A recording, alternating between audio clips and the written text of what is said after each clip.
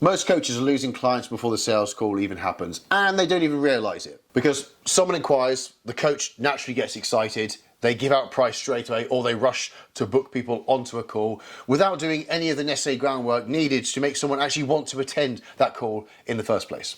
And then the prospect has all the information they need, they typically go quiet, leaving the coach to wonder what has gone wrong. What went wrong is actually very simple, because in the head of every prospect that comes to you, they have a line which determines the price of what they're prepared to pay. And in order for someone to sign up to work with you, the value of what you provide has to supersede and has to overtake that line. And the problem with giving up the price too quickly, or without too much of a conversation before suggesting a call, is you're not building your value. You're leaving it up to the prospect's imagination, which you'll learn is terrible. You're leaving it up to them to determine the value and to work out this equation on their own mind. But they don't have the knowledge you have, they don't have the experience you have, and they are very limited in outlook. So it's a very bad strategy to do that and rely on them to do this for you. And what you're about to watch is actually a lesson from inside my coaching community, Scale with Service.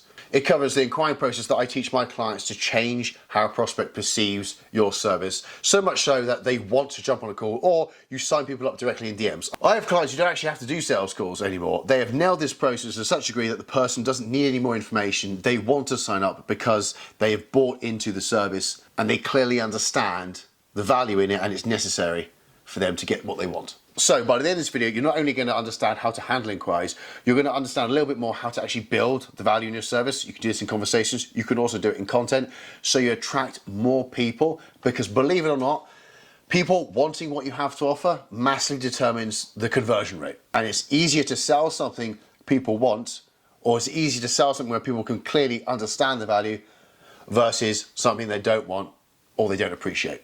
So let's get into it. Building value.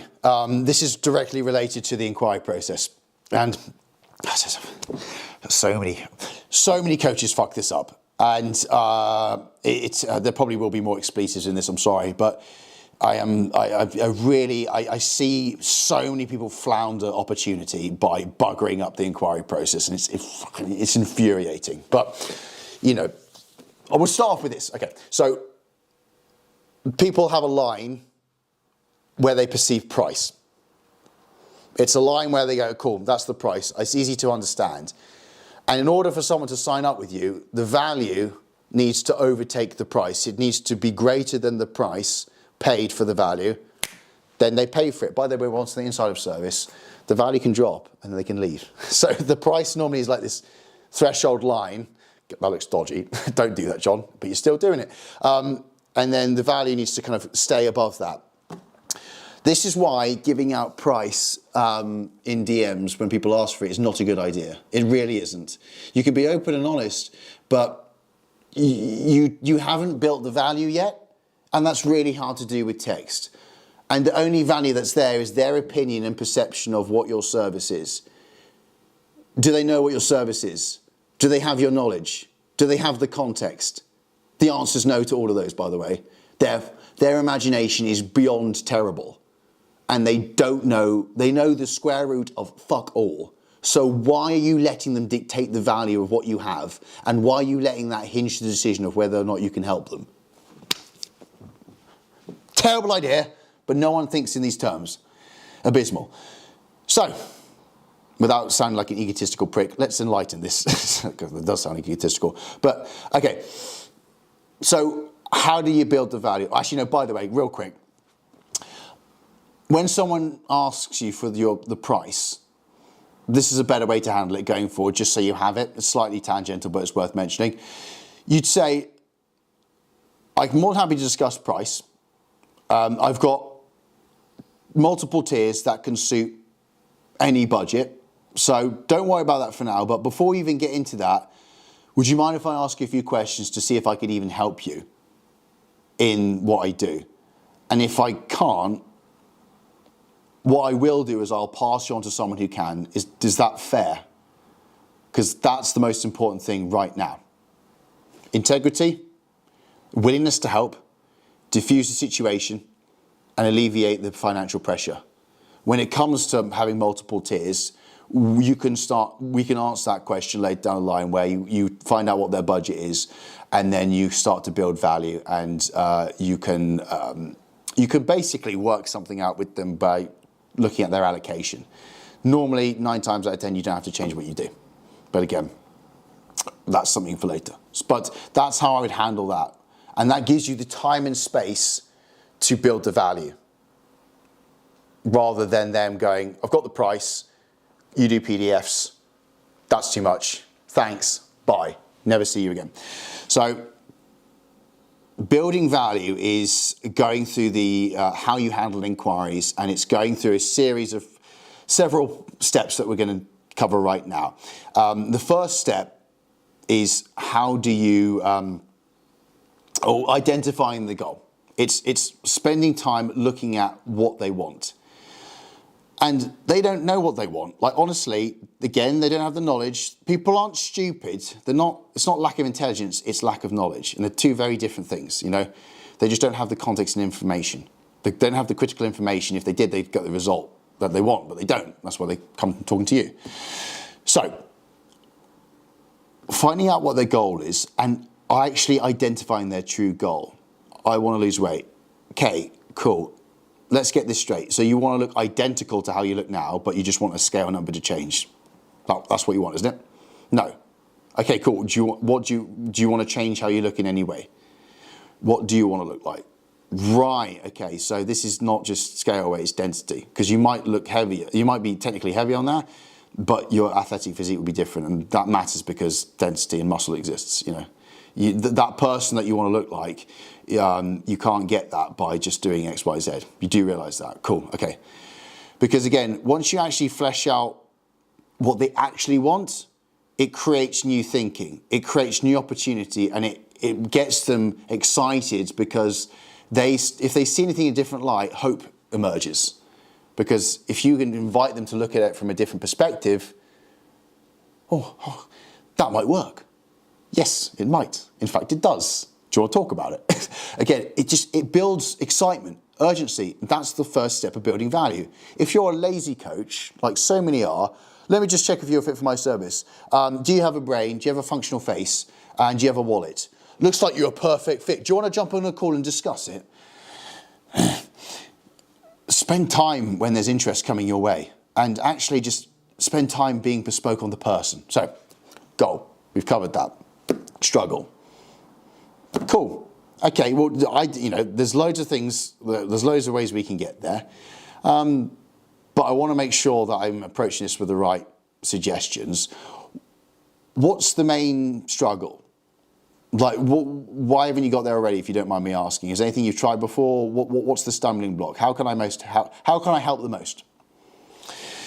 Find out what they are thinking about. This isn't about what you think is important. It's not about your solution. It's not about what you think the problem is. It's not about your perspective.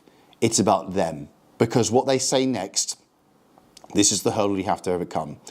This is the stigma they've been carrying out for 5, 10, 20, 50, however old they are, years. This is the thing that's holding them back.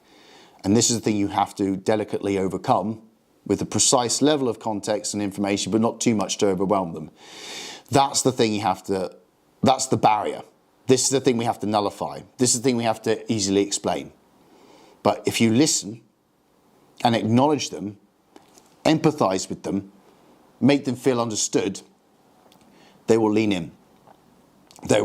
Feeling understood is one of the biggest things as well with the inquiry process, because if they feel like you understand them, they are more convinced you can help them. Even if you don't give them the solution, they are more convinced because you are showing a clear demonstration that you have a full awareness of where they're currently at, and you're best informed to kind of help them through that process.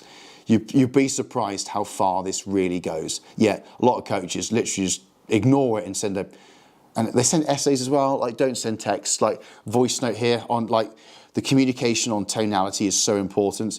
If you just like send a huge essay about, like, cool, this is the problem, blah, blah, blah, blah, I want to solve it, I'm going to help you, and it's just like, it's not actually important. It's them feeling understood, you resonating with the problem, explain their reality in a bit more detail, fleshing out that struggle. Well, not fleshing out the struggle, but repeating it back to them and just acknowledging it is crucial. And then you can explain a workaround. You can explain, okay, I understand that. In the past, I've had so-and-so.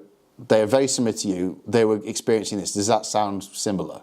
Okay, well, they were focused on the wrong thing. They were focused on this, not that. They obsessed about X, but X not important. Y was more important. And when we did Y, this led to this result. You know, does that make sense? Is that clear? And then you can, this is where it kind of gets really nuanced. It's hard for me to kind of make it up off the spot and theorize it. But this is where you want to spot and look for any kind of hesitation, any queries. Do they believe what you've just said is plausible for them? And you want to just spend a little bit of time providing that logic or providing that argument or that angle that, right, okay.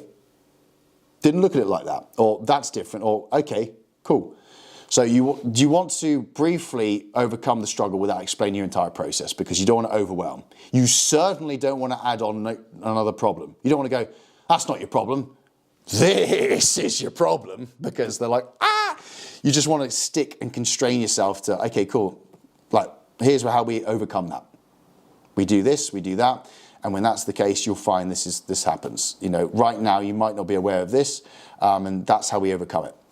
Is that clear? You know, appreciate this might be new, but does that make sense in any regard? What part doesn't? What part would be most useful? Cool. Okay. Does that, you know? And then once it's clear that they kind of see there is hope, there's plausibility, there is a chance of them that they can get a result, that's where you can go into explaining the expectation of results. And again, so many coaches don't do this. It's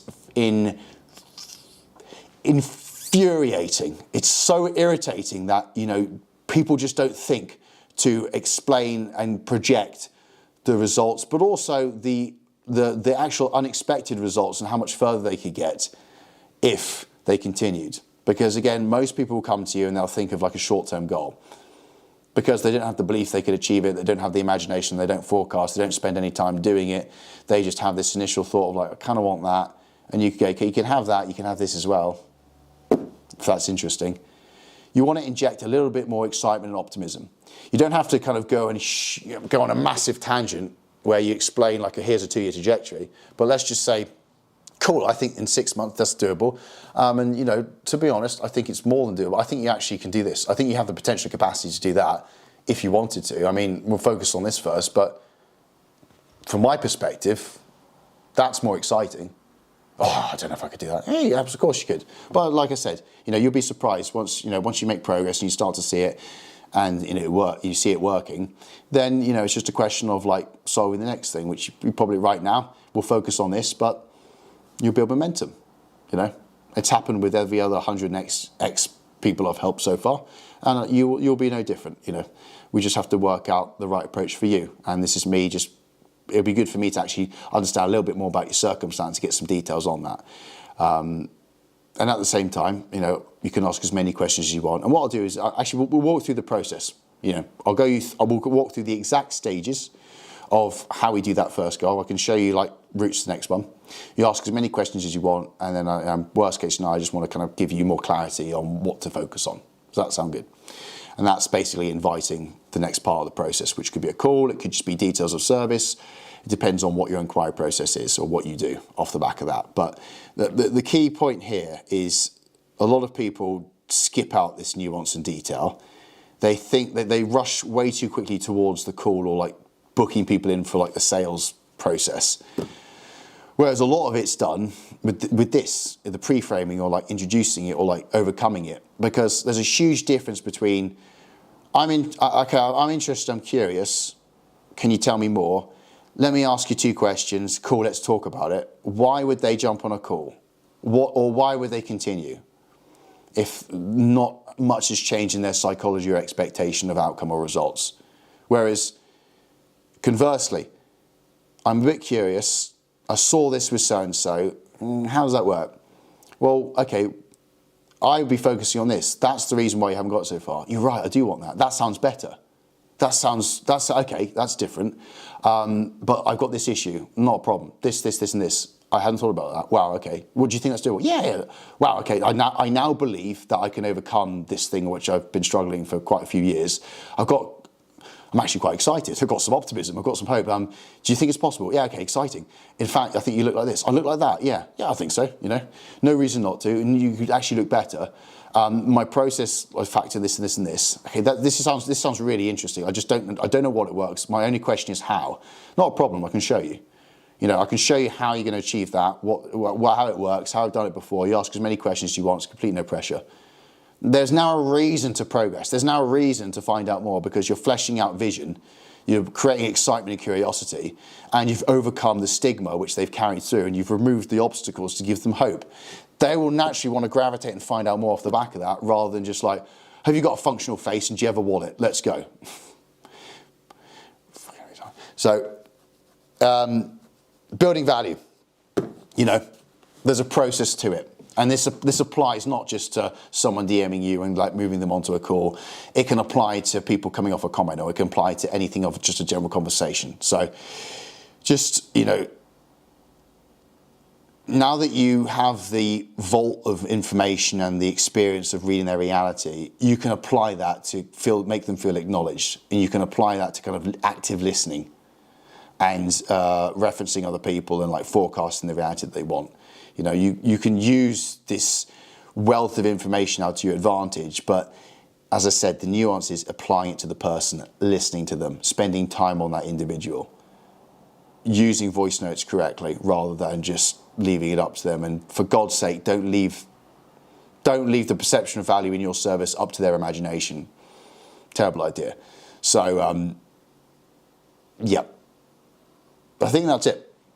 I don't think, if there's anything else, I'll probably edit it into the end of this video, but I think for now, that's that. Audit your process. There'll be a task below, kind of go through it, look for it in detail. Don't just passively listen to this. Do some active learning and actually apply this now. Audit your process. Talk to your clients. You maybe just do a fake one. If you're stuck with any of this, you can comment in the community. We can kind of split test and like role play it a little bit so you're a bit more clued up and you know what you're doing. And you can actually, like I said, put this into practice, because in order to retain this properly in your memory, you then have to go from consuming the information, listening, into applying it directly. And the best part to do that is just trialing it. Trialing it on someone or trying it on a friend and seeing how you get on. So that's the process. Understand that goal, give clarity on that, reference the struggle, acknowledge it, show how you clearly overcome it with your process, and then give an expectation of results. Then and only then can you open the door and talk about the next stages. That could be an invite to go into service, questions, or a call. And like I said, it doesn't always have to be a call, but that way people want to come through that door rather than having to push and force people through it. And that's the difference between people feeling salesy in DMs versus people just talking about what they do and see if it can help them. And most coaches, they skip this process entirely. They just suggest a call way too early without giving someone a damn reason to actually join it. Then they blame the call or the script because it hasn't converted, or they look into objection handling, where frankly, from my perspective, that's a complete waste of time, and you can solve all of those problems upstream by nailing this process. And out of the 450 coaches that I've worked with over the last 5 years, the vast majority who are getting clients consistently, they're not expert salesmen. They're not spending countless hours working on closing techniques, studying sales scripts, and attending multiple calls every single day. They've just nailed how to communicate the value in what they do. Content, conversations, so people want to sign up in the first place. And this is just the inquiry process. If you want the full system, which covers content creation, offer creation, service frameworks, lead generation strategies from stories, DMs, outreach, how to build better relationships with your clients, how to increase the retention and how long they stay with you, how to then convert that into more referrals, I cover all that and more inside my coaching community, Scale with Service.